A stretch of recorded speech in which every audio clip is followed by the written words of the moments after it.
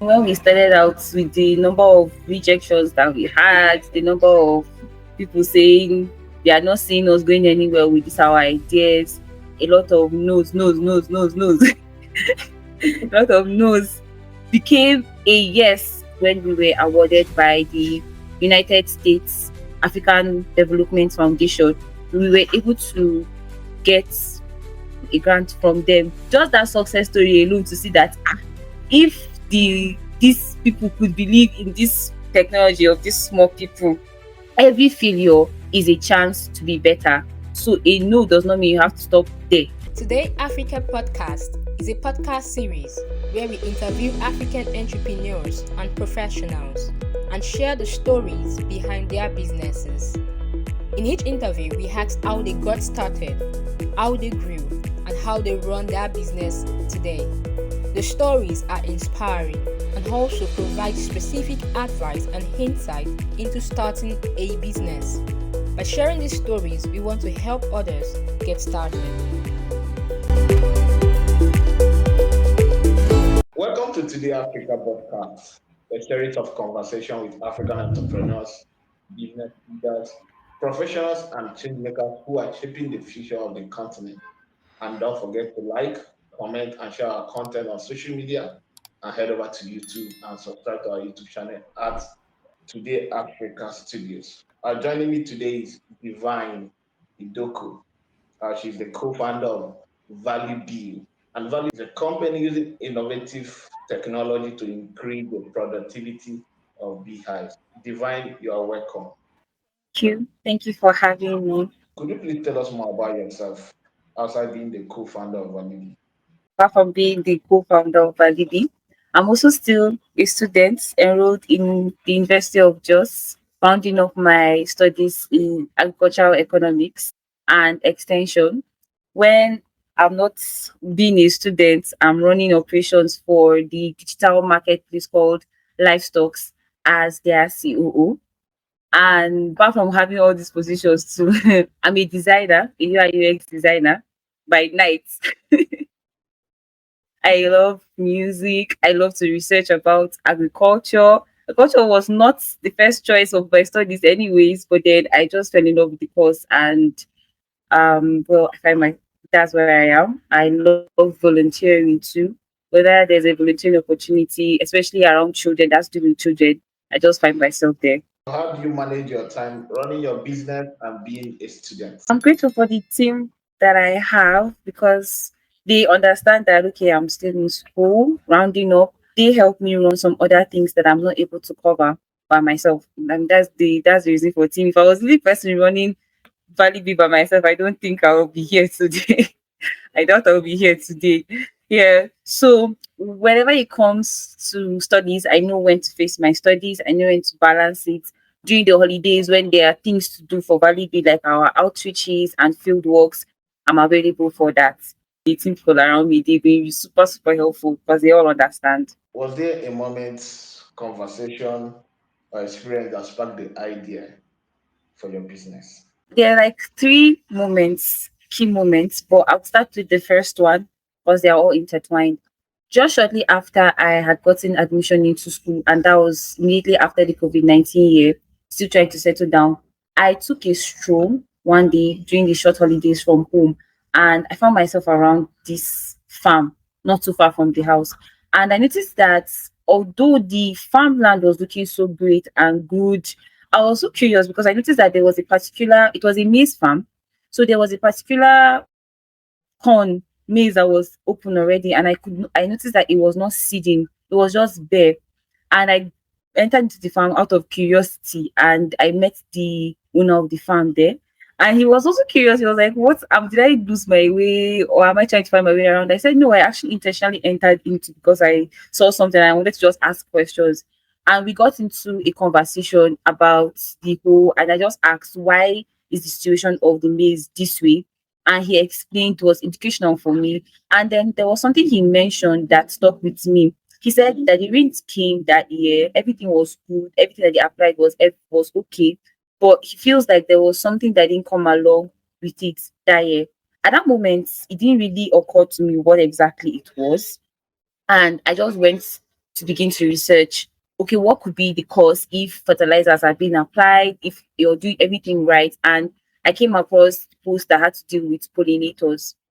Around that same time too, I read blog posts too of farmers also complaining that they were losing their crops due to climate change, the weather, and there was now a very big decline in bees, because not a lot of people understood the importance of bees in when it came to food production. So many people were being so negligent of the kind of practices they do on their farm, did not knowing that they were harming bees. I mean, the kind of fertilizer they can apply to their food crops would kill the bee. I mean, the bee could just want to come on its own to help you pollinate, but because of the kind of dangerous things, chemicals that you've mixed, once they just touch it, they die. I mean, the colony, when they begin to notice that, they leave that farm. And a conversation too between me and a classmate of mine that mentioned that they were unable to get honey for their diabetic father, because for diabetic patients they use honey, they take honey just to supplement it for processed sugar. So everything interconnected for me. And when I went into research, knowing that people didn't understand the value behind bees, I was not even seeing bees as much as I used to see bees back then when I was in secondary school anymore in the environment. It was so connected. I was like, so what if these bees now are the ones that we need apart from the rains? They need to come and help us also pollinate, because they pollinate about 90% of crops of what we eat. So the whole research that I went to just struck the question, okay, what if we could create a technology that can protect these bees and also boost honey production when it comes to the health side for diabetic patients too, and improve the crop yields for farmers. That was how Valley became about. Can you break down your startup cost? How much you started with, and what was your first tools that you got? When we started out bootstrapping. No much funds on ground, no investors at that moment, just a group of youths trying to push an idea with passion. So we also had a beekeeper at that time who believed so much in our idea when we started to pitch out the idea. And when we started out using things around us. We got creative by using some of the recyclable materials around us that were not going to be harmful to these bees, like discarded drums. We ensured that whatever it is that we were using, recyclable, yes, but they shouldn't be harmful to bees. And that's how we started building out our prototype from these drums, and then maybe wood parts that we just saw lying around. And the beekeeper that I mentioned that believed so much in us, he's late now, but he helped us so much in some of the tools that we were trying to get, like our safety gears that we needed for field work, taking down the hives to green places just to test them out. Whenever we mentioned that these were some of the tools that we were looking for, he was ever ready to make provisions for them on ground. And even our most important implement at that time, that was the sensor.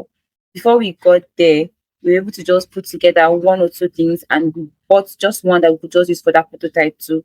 That's how we started on bootstrapping. Let's talk about ValleyBee as a brand. So, could you mention your products and the services that you will offer? The products we offer, our honeys, and we also have our own safety gears too, like the bee suit you're supposed to wear, and the hives. We have our hives, we sell them. We offer training sessions to workshops. We hold workshops, yeah. We offer training sessions to institutions like universities or research institutions, people that inclined with climate change work or agricultural practices. You are using technology to solve problems for Yes. beekeepers. So, what problem does ValleyBee solve that traditional beekeeping can't? Once traditional beekeeping, it's more about observation and intuition. You can never really know what is going on with your bees or the condition of your beehives, especially if you have your hives distributed in so many places. You always have to go in and check. or you have to guess and say, oh, the rain came, let us go and check and see whether our bees are doing well. So what ValleyBee is solving, especially with our sensors, is the sensors can track the temperature of the beehives, and can help you detect early if there's something wrong with your bees and the beehive. If they are doing well or there's a disease that you can detect early, these are the problems that we're trying to solve. And also reduce the import of honey. So we're also trying to boost honey production internally. How people plan to reduce the import of honey? We plan to do that by pushing the knowledge to for people to know that there's more to bees than they realize. Everyone just knows that okay, these are what bees does, but not everybody knows how to maintain bees, because if you look at it, how many beekeepers can you actually even find in Nigeria? I mean, even just here in Plateau, like they are just few, because they don't want to take care of bees. Bees are harmful, but bees are very, very needed, right? So without the knowledge, without these people understanding the knowledge that you can be able to produce and make income from bees, a lot of people will be ignorant and just say, okay, let us keep importing bees. Let's keep importing honey, sorry, from other countries. While we have it here. Once we know understand the knowledge and how to keep bees and produce honey, I mean, there's no need for importing it from other countries. Ourselves will come out running down to Nigeria and say, please, we also want your honey. So the ways to want to actually achieve that too is to demonstrate to them, to show them that okay, this is what we are doing. You can also do it too, and this is the profits that you can be able to make instead of always importing it. Let's talk about your first 12 months in business. What was the hardest thing that you faced, and how did you people push through? I'll say cultural resistance. Just like you finish saying, before anybody should jump into any business, they'll always think and wonder, like, do we need to go into this? What are the things that we're going to face? But because some of our target audience were the youths and the few beekeepers that we had here, and also the elderly people in rural places that were not out, that do not understand that technology can also help, boost to whatever it's the what they are doing, we faced a lot of cultural resistance adapting to the technology. A lot of other people were looking at us and wondering, like, this thing is too much tech now. Can we be able to handle it? Yeah.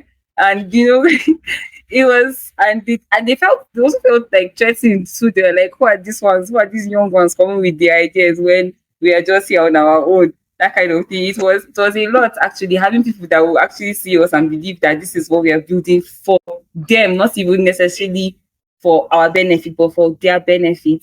I know one man actually even said that bees don't need Wi-Fi. We pushed through with consistency and demonstration, like I already mentioned, what we still plan to do.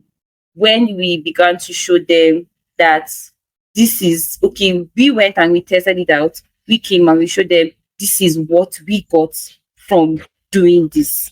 This is our honey production. This is our crop yield testimonies. That this is the crop yield we made by ourselves, and these are the monies that we made from doing this, from installing these hives. So that was how we were able to push through. Bees are very important to us. They help in our crop growth. So, how do bees help solve food security? I like to call bees the hidden workforce behind our food system. Hidden workforce, because they're workforce. And like I already mentioned severally, a lot of people do not understand the importance of bees when it comes to food pollination. Because I already mentioned the statistics, 90%. Like if bees are in control of 90% of the kind of food we eat, imagine if they are not even in existence anymore. We keep spending on chemicals to grow our food. The same chemicals that when we eat it, they will say, don't eat too much of this apple. This apple has too many chemicals in it. I recently, there was something my dad wanted me. I bought apples one day and my dad was like, I should stop buying apples. And I was like, why? He said he read a trend where they said they were using these particular chemicals to grow and modify apples. And then a lot of people came out to make testimonies that the apples were destroying their systems. Even though it was funny with the way he was saying it, it actually brought a lot of concern to me, because I was like, naturally, these bees just help us pollinate naturally. They don't need you don't need chemicals, right? So imagine if they're not even in existence anymore. You have so many chemically or GMOs that would like to call it, and you are eating it, you don't even know what they are doing to your system, right? So how bees solve food insecurity is they help you pollinate your crops and boost your yields of your produce, and especially the honey too. You produce honeys that are good for diabetic patients. You make your money. You understand now that you guys cannot depend on processed sugar. See honey, there's honey available surplus for you in the country instead of importing it from somewhere else in the country. See it here, our own grown honey. So have it. You are securing your I mean you are securing the future of agriculture by doing that. That is how they are important, and they also help recover economic balance, and they can also make our economy very resilient to so many things that we are facing because of the climate. Let's talk about your work with livestock. So why does Nigeria need online livestock markets? Why do you even think that we need it? Imagine if you're a farmer now and sell you sell cows, right? And you are being Mhm. and your customers you are in Lagos, your customers in Abuja. And then the only way you can be able to now take your cows or your animals from Lagos to Abuja, and you do not even understand how to get them, is not through a middleman. This middleman is going to help you buy your things, then help you sell it. And you now discover that at the end of the day, you're being exploited. You and your customer, you are being exploited by that middleman. Buy it. By the time he's taking it, he's adding more than 100% profit before he should sell it to the customer. Then it now creates trust issue between you and your customer. Your customer will start calling you a fraud. This is how much you told me. This is how much it was being sold to me. So why I think we need, or why I feel that we need an online marketplace, is because now these exploitative men, you don't have to deal with them. You just have to deal with your customers directly. Tell them, okay, this is what you're getting. This is what I will give you. And to make it easier for you to also get it around your vicinity, Lagos, you find your farmers in Lagos, or you find your customers in Lagos, instead of say you want to now send it down to Abuja, right? Abuja, you also get your customers in Abuja. Except maybe if you've established a good connection with customers from your vicinity to another. But why it's important is to make it easier for you to be able to get trusted sellers as a customer and trusted buyers as a seller around your place very easy, without being worried that somebody's going to come and exploit the both of you. Anything that has to do with online marketplace comes with trust. How are you people building trust between your customers, which are the buyers and the sellers? We run like an escrow where the seller, after listing his produce now, gets a customer, and then they have their conversation and they want to pay. But then you want to see whatever it is that you've ordered already. So we can hold the money for you as the seller. Then we have like agents in different places. So if you're in Lagos, we have an agent there. If you're in Abuja, we have another agent there. Now, what these agents do, when you want to send your things from your animals from Lagos, the vet agent will be there to check and ensure that this is what you are selling to the customer, and it will be sent down to Abuja. Then we have our agent too in Abuja. Once it arrives, it will be received by the agent, and they will also contact the customer to also check. This is what my agent in Lagos told me that we are receiving. I've confirmed that this is what you are receiving, and then we give it to the customer. After we have confirmed that these things have been, the animal, sorry, have been reached and everybody is satisfied, we now release the money so that would not be at a loss. Yeah. How has inflation rates and government policy directly influenced your business strategy and survival? Inflation has made it like hard to get some of the materials that we usually get, like the sensors that we use for the beehives. We have to be creative about what we're doing because of inflation, and started seeing how we can find local people around us, environments to support them to say, okay, you can do this for us and we will pay you the money, right? Instead of now importing some of the things that we needed, just had to be creative. We were doing really pushed us under.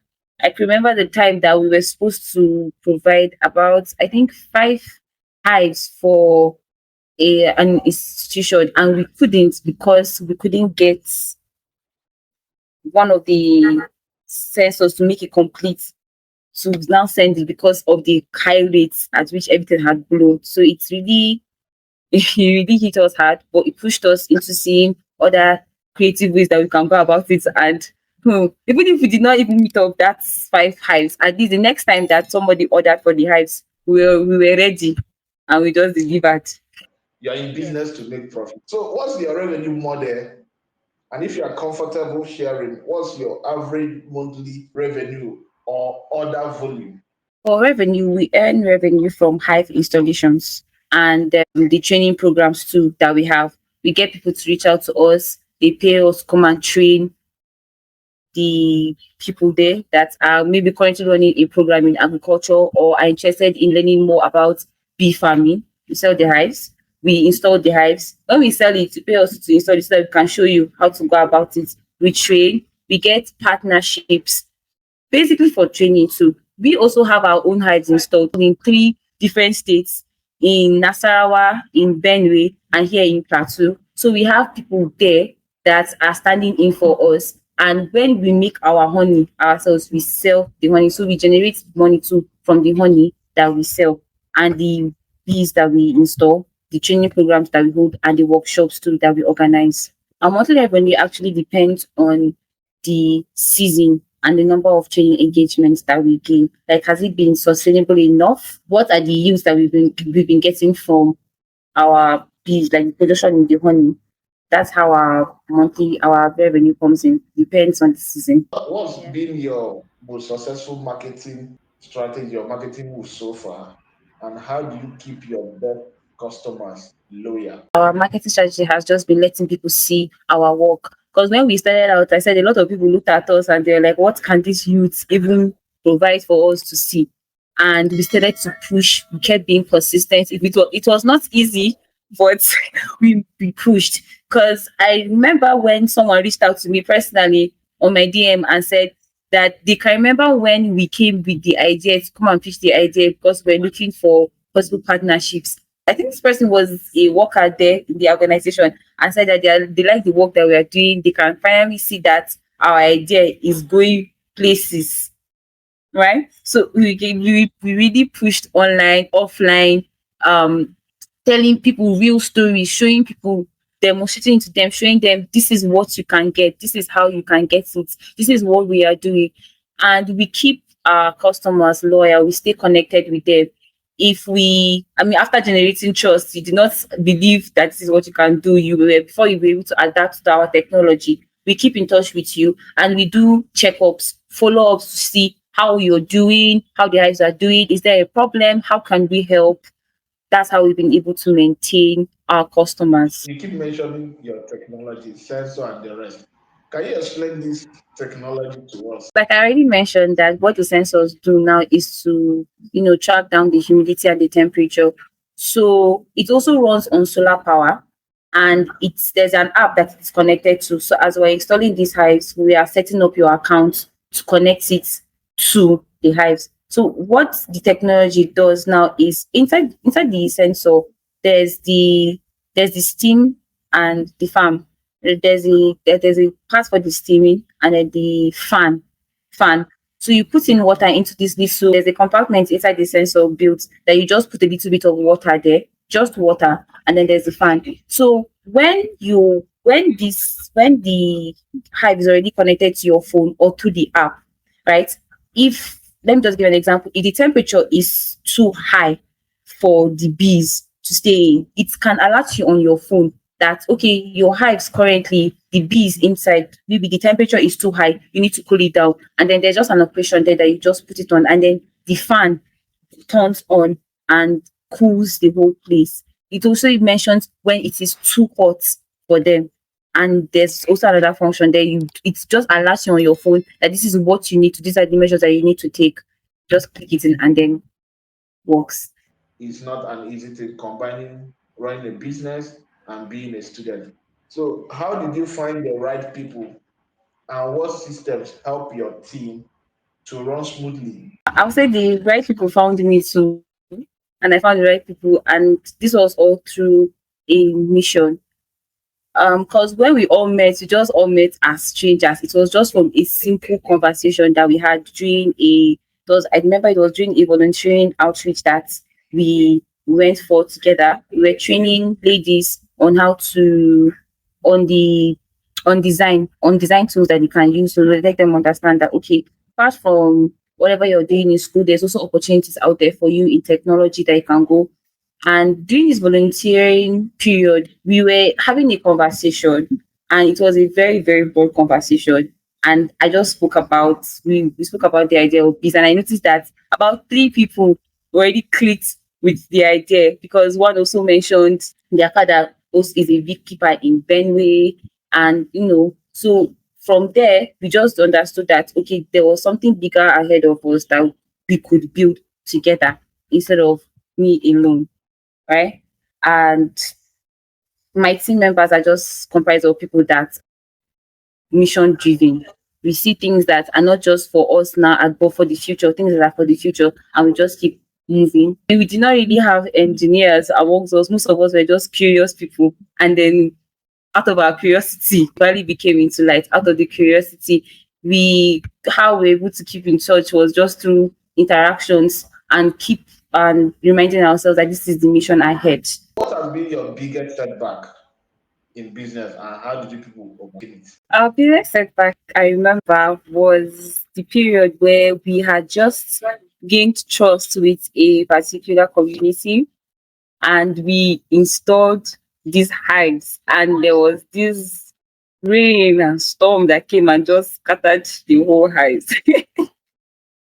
So when the storm already wiped some destroy some of those hives, I mean the whole trust issues let's go begin like you guys told us this now, what's happening and all of that. It was really big because we didn't really know how to begin to explain to them because they did not want to understand that it was the weather or you had to sell it to the storm. So but instead of disappearing on them, what we did was we went back to those that community and we replaced those beehives, the ones that we could replace, right? And we kept being involved with them all the way from that incident down to the period where the seasons were good enough for them to be able to harvest these bees to create for a new colony to come in and build, and then for them to also start harvesting. We stayed with them all through the way to show them that we did not come to just install these hives for you and run away. What's the big vision that is keeping you guys going? And where do you people see Valley be in the next 3 to 5 years? Where we see ValleyBee in the next 2 to 5 years is to lead smart beekeeping networks in West Africa. The target is West Africa and beyond West Africa. That's where we see ValleyBee turning every single hive into a signal for environmental health, growing the economic status of each country, each state, and building in schools, farms, research labs, not just for the sake of saying we are ValleyBee, but we ensuring that we are all secured when it comes to production of food, and also building climate conscious innovators wherever it is that we enter. So we see ourselves building a lot of climate sensitive people, youth, empowering youths. What three truths about entrepreneurship you have learned that no book or course ever taught you? The first one will be a no today could be a yes tomorrow. Because I mean, when we started out with the number of rejections that we had, the number of people saying they are not seeing us going anywhere with this our ideas, a lot of no's, no's, no's, no's, no's, a lot of no's became a yes when we were awarded by the United States African Development Foundation. We were able to get a grant from them. So just that success story alone to see, ah, if these people could believe in this technology of these small people, I mean, after all the no's that we had, no book will tell me that every failure is a chance to be better. You can always make improvements on your failures. So a no does not mean you have to stop there, because you don't know if maybe on your fourth try of getting a yes, you can get your yes on that fourth try, and then that first try is going to be what will change and turn over your business. The second truth will be your idea will not always be understood in the beginning. I mean, like us when we came, they didn't understand what we were doing at first. They were all looking at us and saying, what is it? What is it that you are doing? But when they begin to see the things that you're doing, when they begin to see the impacts that you're making, they will understand. So you just keep building. And momentum is more powerful than motivation. You can be motivated to do, but once you don't start and you don't start doing, you can just be there. So this is a very big idea. But what are you doing to start? You don't have to wait for people to see you. You don't have to wait for the right moment. Just start. Have the motivation, but there's no business without doing. Who is one farmer or beekeeper that you will never forget? When we started having structured partnerships, we were able to partner with the College of Forestry in Jos. So if there's one farmer or beekeeper I won't forget, it should be the woman. Her name is Nafisat in College of Forestry. We were holding a training program for the students there and teaching them everything about ValleyBee, apart from ValleyBee, everything about beekeeping, bee farming before bringing up our technology. And she was just around the corner. She was not even part of the students. She said she just followed them to escort her friend that was coming around. And from there, she said she never thought that beekeeping was a very good path. And we kept in touch with her because after the program she reached out to us, we spoke to her and said she was interested in installing the hive in her backyard at the back of her house, because their house had, like, I think she was into gardening at that time, so she said she wanted to install this hive.